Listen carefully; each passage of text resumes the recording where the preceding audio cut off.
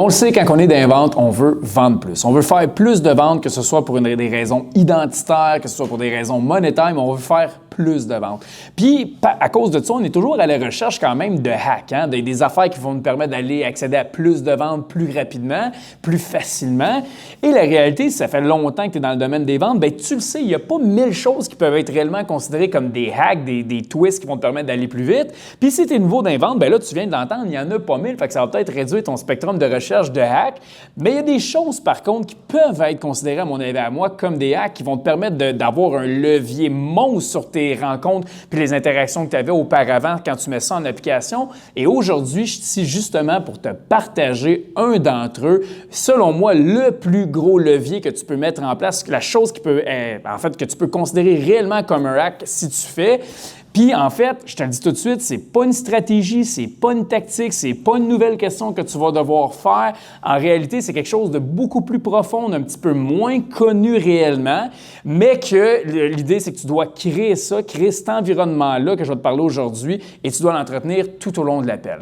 Donc, je te parle aujourd'hui du plus gros hack, à mon avis, à moi en vente, le plus gros levier que tu vas avoir dans tes appels à partir de maintenant, c'est le besoin primaire relationnel le plus important, c'est de se sentir compris, écouté et reconnu par autrui.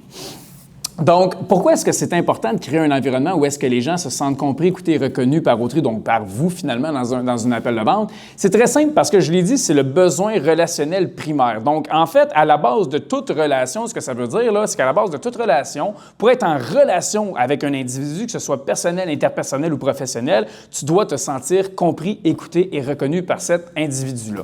Donc, c'est pour ça que c'est autant important, puis on va rentrer un peu plus en profondeur de ça dans pas très long. Mais avant qu'on rentre là-dedans, fais juste t'arrêter 2 secondes sans qu'on rentre dans la psychologie puis dans la complexité que ça peut prendre réellement ce sujet-là.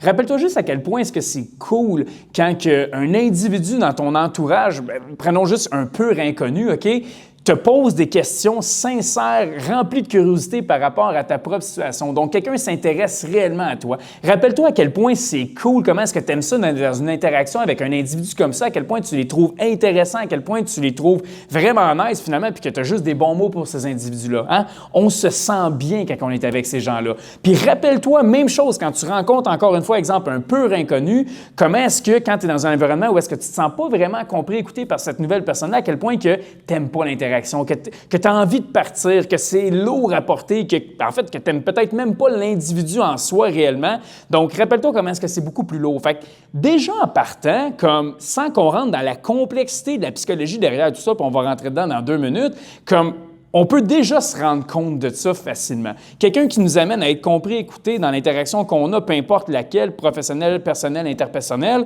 on se sent bien, on aime ça, on veut rester là. Puis du moment qu'on n'est pas là-dedans, on se sent pas bien puis on veut s'en aller. On le sait, c'est comme ça. Donc, c'est quoi qui se passe finalement quand que tu te sens pas comme bien dans l'environnement, dans l'interaction que tu as avec l'individu? Bien, c'est juste que tu n'es pas en relation avec, tout simplement.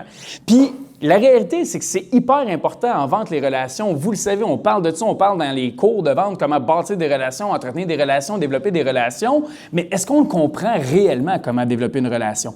Parce que je viens de dire, le besoin primaire de base pour qu'une relation puisse exister, puisse se développer puis être entretenue, c'est d'amener un individu à se sentir compris, écouté et reconnu dans la vaste majorité du temps dans cette interaction-là. Donc maintenant, juste de comprendre le contexte puis le concept en ce moment, c'est si on sait que ça bâtit des relations puis que dans les ventes, on veut bâtir des relations, à quel point est-ce que c'est important de créer cet environnement-là? Je pense que c'est la chose la plus importante parce qu'on veut bâtir des relations. Puis, tu sais, vois-toi juste dans ta vie de tous les jours en ce moment. Peut-être que tu as un conjoint, une conjointe avec qui tu partages ta vie. Bien, en ce moment, je veux dire, par cet individu-là avec qui tu partages ta vie dans une relation personnelle, bien, tu es dans un endroit où est-ce que tu te sens réellement compris, écouté et reconnu par cet individu-là. Parce que la réalité, sinon, tu ne serais pas en relation avec, tu ne serais plus avec. Puis, quand tu te pognes avec ta blonde, ton chum, qu'est-ce qui se passe réellement dans cette interaction-là? Généralement, la vaste majorité du temps, en fait, c'est que tu t'es pas senti compris, écouté et reconnu pour X, Y, Z raison. Et là, ça a fait une frippe, on s'est pogné, puis that's it. Donc, ce que ça nous indique, c'est juste dans nos relations de base, exemple personnel, bien, on est avec des gens qu'on sent compris, écoutés et reconnus dans la vaste majorité du temps, puis ça crée de la friction quand on ne se sent pas comme ça d'un bord ou de l'autre. Même chose après ça, voilà avec ton employeur, par exemple, tu es avec ton employeur. Les gens qui adorent adorent leur lieu de travail, qui adorent leur employeur, qui adorent leur job, généralement, quand tu parles avec eux autres, c'est des gens qui se sentent, à la base, compris, écoutés et reconnus dans l'endroit où est-ce qu'ils travaillent. Puis généralement, les gens qui détestent leur travail, quand tu leur poses des questions, c'est des gens qui se sentent justement pas compris, écoutés et reconnus dans leur environnement de travail la vaste majorité du temps. Donc, encore une fois, on est capable d'observer ce phénomène-là. Puis je t'amène dans un autre endroit, exemple, dans une relation de très court terme, exemple, avec ton médecin. Là, tu vas me dire, il n'y a pas de relation. Bien oui, il y a une relation professionnelle. C'est un cadre différent que personnel, avec ta conjoint, par exemple, mais ça reste que c'est une relation pareille. Donc, imagine-toi avec ton médecin, tu rentres dans son cabinet, on va dire, tu as mal à la tête depuis 2-3 jours, puis tu t'assois à son bureau, tu dis, j'ai mal à la tête depuis 2-3 jours, parfait, il te fait une prescription, va-t'en. Comment est-ce que tu te sentirais? Là, j'invente un scénario, on s'entend, mais comment est-ce que tu te sentirais? Bien, tu te sentirais bizarre, hein? Tu sortirais de là, tu irais probablement peut-être faire un deuxième avis, demander un remboursement peut-être, parce que tu es juste comme, bien, comment ça se fait qu'on est capable de me faire une prescription quand on n'a pas pris le temps de s'intéresser à moi, qu'on n'a pas fait usage de curiosité pour comprendre ma situation d'un point de vue subconscient. Tu ne diras pas ça consciemment comment on appelle ça, au front desk avec l'adjointe qui est là. Tu ne vas pas lui dire que tu t'es pas senti compris et reconnu, mais tu vas être juste comme, j'ai pas confiance en ton médecin. Donc, juste dans une interaction comme ça, on voit que si ce scénario-là se produisait, que tu as une prescription à un claquement de doigts comme ça, sans avoir posé des questions, avoir utilisé de curiosité sincère, d'intérêt sincère, donc s'il n'y avait pas eu ça, bien, on se sentirait pas bien. Thank God, la majorité des médecins ne fonctionnent pas comme ça, mais juste de comprendre le concept. Puis j'ai dit quelque chose de vraiment important qui m'amène justement à mon deuxième point par rapport à ça, c'est la confiance. Qu'est-ce qui se passe si le médecin agit comme ça avec toi? Bien, tu vas sortir de ce cabinet-là, puis tu vas juste aller chercher un deuxième avis ou une deuxième prescription, parce que là, tu ne vas pas juste prendre des pilules pour prendre des pilules, tu vas être comme, tu n'as pas confiance, puis c'est normal, personne ne s'est intéressé à toi, tu t'es pas senti compris, écouté là-dedans, fait que là, c'est normal que tu remettes en doute ça. C'est normal, parce que si le médecin agit comme ça avec toi, c'est qu'il n'y a pas de relation professionnelle entre toi et lui. Et quand il n'y a pas de relation, il n'y a pas de confiance. Donc, en vente, on veut bâtir des relations, mais à quelque part, souvent, on ne se fait pas expliquer comment bâtir des relations. Fait que là, j'étais prêt à vous l'expliquer. Puis, on le sait qu'on a aussi besoin de confiance pour qu'une vente se produise, right? Comme personne dans la vie va acheter quelque chose à quelqu'un qui ne fait pas confiance. Donc, ça, on le sait, c'est une règle de base. Les gens doivent avoir confiance en nous, en notre entreprise, donc l'offre avec laquelle on travaille. Puis, si on est dans de l'infoproduct, un done with you, bien, il faut que les gens aient confiance en leur propre capacité d'appliquer X, Y, Z pour avoir les 10 résultats. Donc, on le sait que la confiance est sur la base même d'une vente. Comme sans confiance, il n'y a absolument aucune vente qui peut prendre vie. Donc, si les relations sont si importantes parce qu'elles créent la confiance. Encore une fois, est-ce que ça vaudrait la peine qu'on s'intéresse peut-être un peu à comment est-ce qu'on est capable de créer un environnement où est-ce que les gens se sentent compris, écoutés et reconnus, considérant que ça bâtit de la confiance par l'entremise de bâtir une relation? Je pense qu'on aurait tout à gagner là-dedans. Donc, ça, c'était juste un peu la préface. Puis, tu sais, des fois, je sais que je peux parler d'un paquet de sujets que tu es comme, aïe, tu sais, ça fait du sens, mais whatever. Fait que là, je vais te partager un peu d'études scientifiques, OK? Parce que la science me back en arrière de ça big time. Encore une fois, n'importe qui met ça en application dans ses appels, c'est le jour et la nuit sur l'interaction, la profondeur des discussions qu'ils ont, la vérité qu'ils vont avoir, ils vont toujours l'avoir finalement. Mais fions-nous pas à mes mots, à moi. Allons voir ce que la science nous dit par rapport à ce point spécifique-là de créer un environnement où est-ce qu'on se sent compris, écouté et reconnu.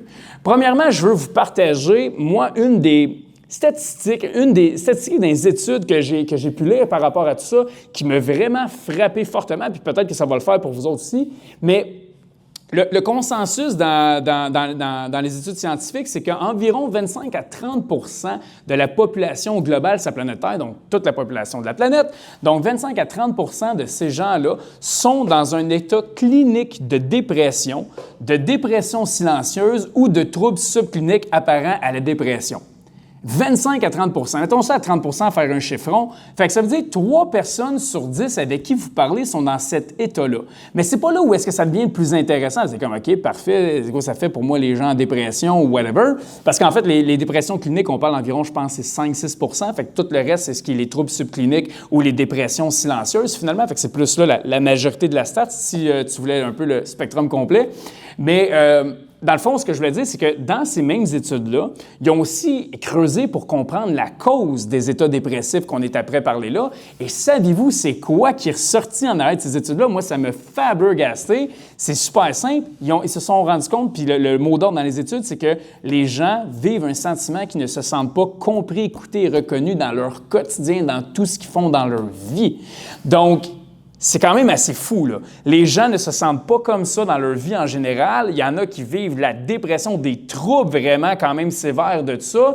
Donc, imaginez si on regarde la population globale, à quel point que de juste être l'individu qui est capable de créer cet environnement-là dans chacune de ses interactions de vente, comment qu'il y a une longueur d'avance sur littéralement n'importe qui dans n'importe quelle industrie. Tu gagnes littéralement avec n'importe quoi du moment que tu fais ça. Tu vas toujours gagner si tu crées ces interactions-là. Les gens en ont besoin, les gens crave ça réellement. Je t'amène ailleurs maintenant. Il y a des études en neurosciences qui nous expliquent, puis ça encore une fois, c'est longuement documenté, donc vous pouvez aller lire là-dessus, mais il y a des études en neurosciences qui nous expliquent qu'une personne qui ne se sent pas compris, écoutée, ça fait physiologiquement mal aux gens. Donc, ça active les mêmes circuits dans le cerveau que la douleur physique. Donc, de ne pas se sentir compris, écouté assez longtemps dans une interaction crée de la douleur physique. En tout cas, du moins, ça active les mêmes circuits dans le cerveau. Puis, savez-vous le contraire? On s'est rendu compte que d'amener justement une personne à se sentir comprise et écoutée, donc le contraire de ce que je t'apprête de dire là, ça active encore une fois une réponse neurobiologique de soulagement, d'apaisement puis de sécurité. Donc, essentiellement, tu peux créer deux écosystèmes ici. Tu peux créer l'écosystème où est-ce qu'ils se sentent compris et écoutés, l'écosystème où ils ne se sentent pas compris et écoutés. Si tu es dans l'écosystème qui ne se sentent pas compris et écoutés, tu actives des circuits où est-ce que la douleur physique, c'est les mêmes circuits de la douleur physique. Si tu crées l'environnement où ils se sentent compris et écoutés, tu crées un environnement dans lequel les circuits qui sont activés, c'est ceux d'apaisement, de soulagement puis de sécurité. Je te pose juste la question comme ça sans qu'on aille plus loin. C'est quel environnement tu penses qui permet de faire le plus de ventes, qui donne le plus de probabilité de faire des ventes réellement puis de favoriser des décisions optimales? Où est-ce qu'ils se sentent en sécurité, apaisés, soulagés, ou de l'autre bord, l'endroit où est-ce qu'ils ont de la douleur physique? Je pense que je n'ai pas besoin d'expandre un petit peu plus sur ce point-là.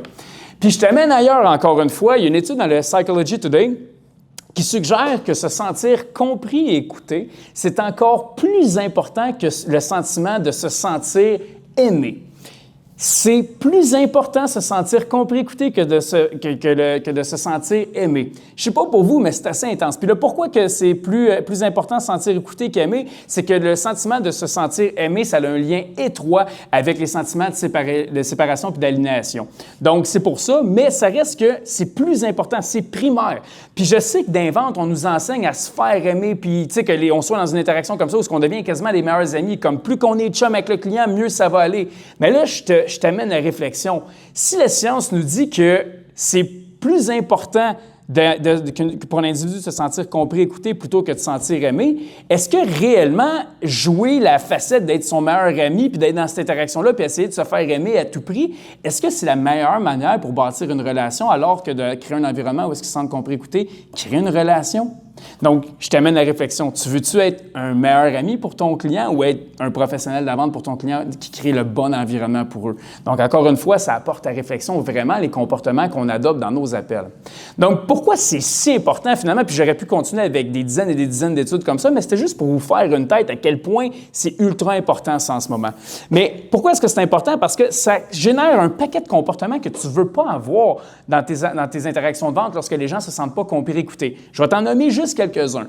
Quand les gens ne se sentent pas compris, écoutés, ils vont se refermer, ils vont se méfier, ils vont te tester, ils vont te faire des faux oui, ils vont être malhonnêtes, ils vont te manipuler, ils vont faire tout ce genre de comportement-là parce qu'ils sentent qu'ils ont le droit. Parce que quand tu ne te sens pas dans une interaction où tu te sens compris, écouté par autrui, par un pur individu que tu viens de rencontrer depuis 30 minutes, pourquoi est-ce que je te ferais gage de mon respect en ce moment si tu ne crées pas cet environnement-là avec toi? Donc, par la manière qu'on travaille, on donne le droit aux gens de se comporter comme ça avec nous autres. Donc, si tu veux être dans une interaction où est-ce que tu as de la transparence, la vérité, l'honnêteté, bref, tous ces beaux adjectifs-là, tu dois créer le bon environnement pour ça. Puis, je te finis sur une petite chose en ce moment qui va littéralement, peut-être encore plus changer ta perspective par rapport à ce hack-là, mais le Harvard Business Review a fait encore une fois une étude sur le sentiment de se sentir compris, réellement écouté et compris par un individu. Oups, j'ai peut-être foqué un peu, mais de se sentir vraiment compris, écouté par un individu. Ils ont fait une étude là-dessus. Ils se sont rendus compte que ça génère 3 choses en vente réellement dans nos interactions de vente. Ça génère moins, donc une réduction de la résistance et des objections. Quand un individu se sent compris, écouté, moins de résistance, moins d'objections. Ça génère plus de confiance envers le vendeur et ça facilite la prise de décision en faveur de l'achat. de la chose. Donc, si en ce moment, toi, tu écoutes ce podcast-là, tu es comme, ouais, moi, je cherche un hack en ce moment, puis tu te dis, ben, Colin, moi, là, avoir moins de résistance sur mes appels, puis avoir moins d'objections, c'est quelque chose qui me parle. Avoir des gens qui me font plus confiance, ça me parle, j'aimerais ça avoir ça. Puis que de l'autre bord, ben, moi, j'aimerais ça que les gens, ben, leur prise de décision soit plus en faveur de l'achat que le contraire. Si tu réponds oui à ces 3 questions-là, tu veux créer un environnement où est-ce que les gens se sentent compris et écoutés. Donc, maintenant, tu l'as, le plus gros hack, le plus gros levier. Regarde comment tes interactions se passent, regarde comment tu interagis avec les gens. Tu vas te rendre compte qu'il y a un monde de différence entre réellement les gens qui se sentent compris, écoutés et ce que tu fais fort probablement dans ta pratique. Change ça et tu as le plus gros hack, tu as le plus gros levier de l'univers.